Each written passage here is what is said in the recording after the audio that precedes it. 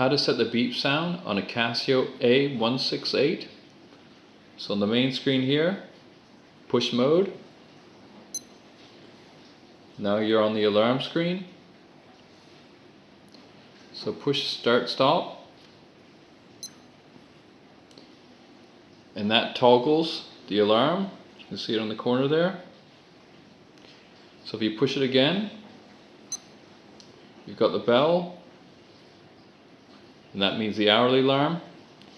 You push it again, you get both the alarm and the hourly alarm.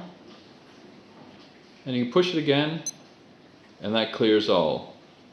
Whatever you want.